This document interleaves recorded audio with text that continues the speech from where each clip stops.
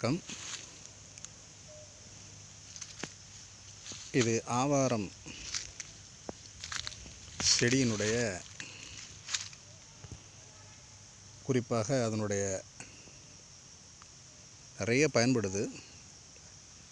அதனுடைய பயன்பாட்டினுடைய மற்ற பகுதிகளை பார்க்கலாம். ஆவாரம் செடியை நம்ம சர்க்கரை நோய்க்கு தான் மட்டும்தான் பயன்படுத்தணுங்கிற அவசியம் இல்லை.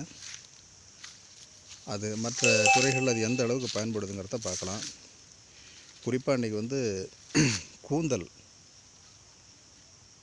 முடி உதிர்றத பிரச்சனை, ஹேர் லாஸ்ன்னு சொல்லக்கூடிய முடி உதிர்றதுங்கிறக்கூடிய பிரச்சனைங்கிறது இன்றைக்கி நிறையா இருக்குது. எல்லாமே இதுக்கு காரணம் என்னன்னு கேட்டிங்கன்னா, நம்ம இன்றைக்கி இந்த வேதியியல் பொருள்களை அதிகமாக நம்ம பயன்படுத்துகிறது தான் என்னுடைய முடி வளர்ச்சிக்கு, முடி வீழ்ச்சிக்கு காரணமாகவும், கூடுதலாக உடற்சூடு அதிகமாக இருக்கிறவங்களுக்கும் அந்த முடி உதறதுங்கிறது ஒரு பிரச்சனையாக இருந்துக்கிட்டு இருக்கு. முடி உதறதுங்கிறதுக்கு உளவியல் ரீதியான பல காரணங்கள் இருக்குது. மன அழுத்தங்கள் கூட முடி உதறதுக்கு ஒரு காரணமாக இருக்குன்னு சொல்கிறாங்க அறிவியல் பூர்வமாக. இப்படி அதுக்கான கூடுதலான காரணங்கள்லாம் நிறையாவே இருக்குது. ஆனால் இது எல்லாத்துக்குமே தீர்வு இருக்குது. ஆங்கில மருத்துவத்தில் இல்லாமல், எந்த பக்க விளைவும் இல்லாமல், நாம் தொடர்ந்து நம்ம பாரம்பரியமாக நம்ம தமிழ் பண்பாட்டில் நம்ம இப்போ முன்னோர்கள்லாம் பின்பற்றி வரக்கூடிய உணவு பழக்க வழக்கங்கள், மருத்துவ முறைகள், மூலிகை பயன்பாடு, இவற்றெல்லாம் நம்ம தொடர்ந்து செஞ்சுட்டு வந்துட்டு சொன்னால் முடி உதிரங்கிற பிரச்சனைகளை நம்ம எளிதாக நீக்கலாம். குறிப்பாக முடி உதிரத்துக்கு நிறுத்துறதுக்கு ஆவாரம் செடியினுடைய பயன்பாடுங்கிறது ரொம்ப அதிகம். குறிப்பாக அது ஒரு பெரிய முடியாத பிரச்சனை ஒன்றும் கிடையாது. கண்டிப்பாக அது தீர்க்கக்கூடிய பிரச்சனை தான். பார்க்கலாம். குறிப்பாக அதில் ஒரு சின்ன குறிப்பு என்னன்னு சொன்னால், இந்த முடி உதிர்றங்கிற பிரச்சனையை தவிர்க்கிறதுக்காக மாம்பழம் மாங்கொட்டை இருக்குது இல்லைங்களா, மாங்கொட்டைக்குள்ளார உள்ளார பருப்பு இருக்கும், பெருசாக இருக்கும். அதில் மாங்கொட்டையை நம்ம அதை உடைச்சி இந்த உள்ளார இருக்கக்கூடிய அந்த வெள்ளையாக இருக்கக்கூடிய அந்த பருப்பை எடுத்துக்கிறோம். அதை எடுத்துகிட்டு அதை அப்படியே அரைக்கிறோம். அதை அரைச்சோன்னு சொன்னால் அது கூட வெண்ணெய் மாதிரி வரும், வெண்ணெய் மாதிரி திரளும். அதோட கொஞ்சம் பூ, லேசாக வேப்பம் பூ, கொஞ்சம் விளக்கெண்ணெய் இதெல்லாம் சேர்த்து கொஞ்சம் தலையில் மஜாஜ் பண்ணுறோம். பிறகு கடலை மாவு, பைத்த மாவு, சீயக்காய் மூணையும் கலந்து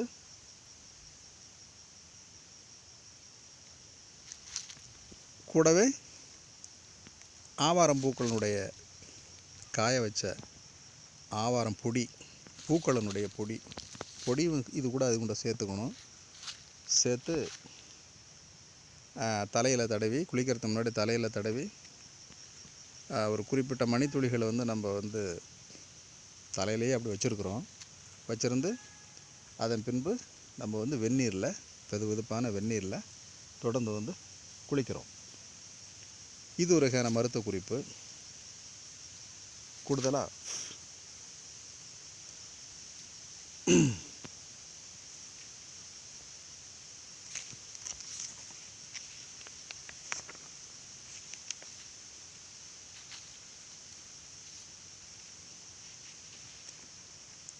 உலர்ந்த ஆவாரம் பூக்கள், அதோட கொஞ்சம் வெந்தயம், அதோட கொஞ்சம் மருதாணி, கொஞ்சம் வெட்டி வேறு, எல்லாத்தையுமே ஒரு குறிப்பிட்ட அளவு எடுத்துக்கிட்டு ஒரு 1/4 லிட்டரோ அல்லது 1/2 லிட்டரோ நம்ம எந்த அளவுக்கு மூலிகை பொருள்களை எடுத்துக்கிறோமோ அந்த அளவுக்கு தகுந்தவாறு நம்ம தேங்காய் எண்ணெய் எடுத்துக்கிறோம். தேங்காய் எண்ணெய் அடுப்பில் ஏற்றி இந்த கலவைகளை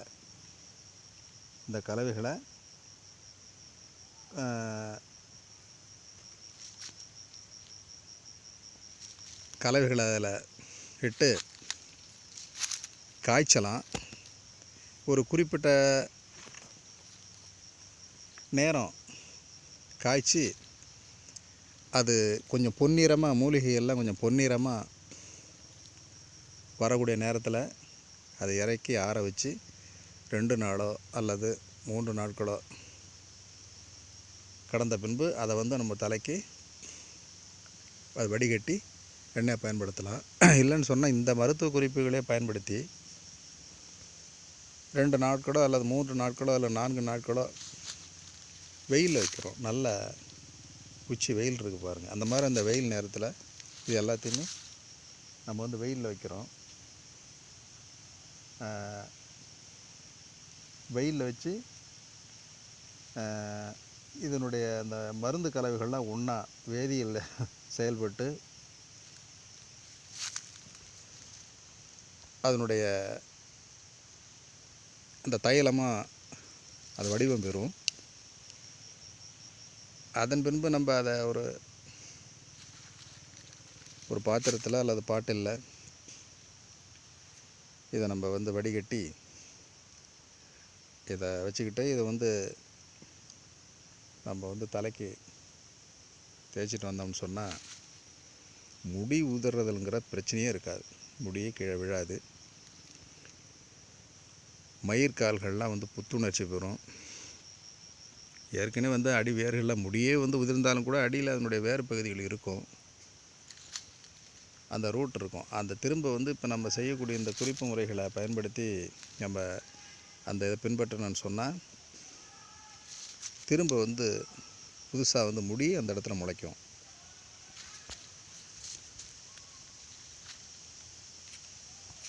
முடி ஆரோக்கியமாக வளரும்.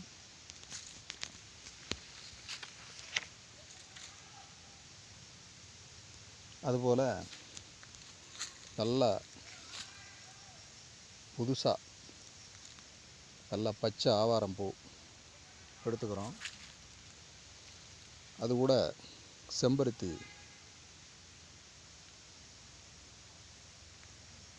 இலைகளோ அல்லது பூக்களோ ரெண்டுமே சேர்த்து எடுத்துக்கலாம். அதுபோல் தேங்காயை அரைச்சி அதை பால் எடுத்து அதை 1 கப்பு எடுத்துக்கிறோம். இது எல்லாத்தையுமே சேர்த்து அரைக்கிறோம். சேர்த்து அரைச்சி வாரத்துக்கு 1 தடவை இதை தலையில் கொஞ்சம் நேரம் ஊற வச்சுருந்து நம்ம குளித்தோம்னா முடி உதிர்றதுங்கிறது கண்டிப்பாக கட்டுப்படும்.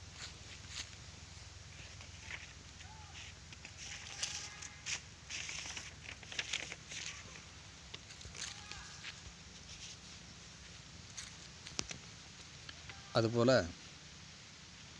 டீ தூள், மருதாணி பவுட்ரு, வெந்தய பவுட்ரு, கடுக்காய் தூள், தேங்காய் எண்ணெய், ஒரு கொஞ்சம் தயிர், இதை குறிப்பாக வந்து இது எப்படி செய்யணும்னு சொன்னால் தலா 1 டீஸ்பூனுங்கிற அளவில் எடுத்துக்கலாம். அது கூட வந்து எலுமிச்சம்பழ சாறை கொஞ்சம் ஊற்றி இது எல்லாத்தையுமே சேர்த்து எல்லாத்தையும் இந்த கலவையை வந்து இரவில் வந்து தயார் பண்ணி வைக்கணும்.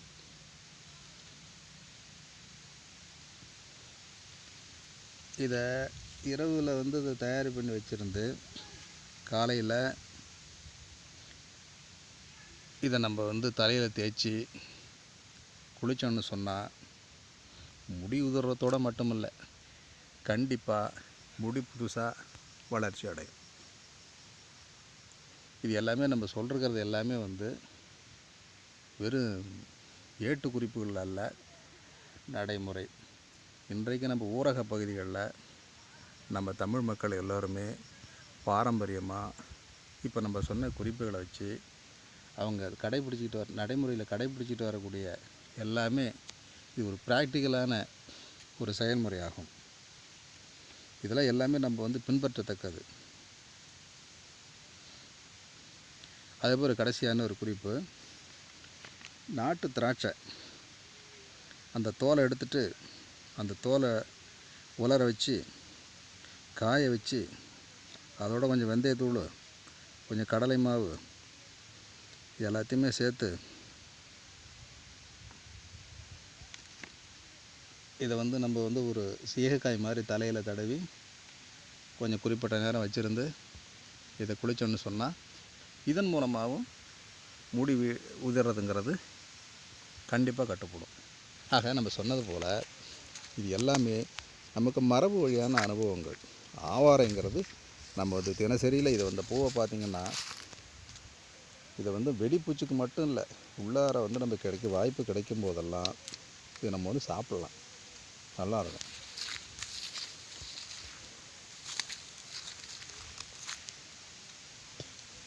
நல்லா சுவையாகவே இருக்கும், கொஞ்சம் சோர்ப்பு தன்மை இருக்கும்.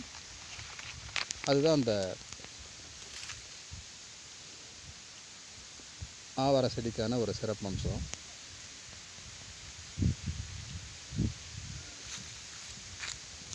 நல்லது நண்பர்களே, ஆவாரை பயன்பாடுகளை பற்றி அதனோட ஒரு பகுதியை பார்த்தோம். குறிப்பாக முடி உதறதை கட்டுப்படுத்துறதுக்கு ஆவாரம்பூக்களை எப்படி பயன்படுத்துறதை பற்றி கொஞ்சம் பார்த்துருக்கோம்.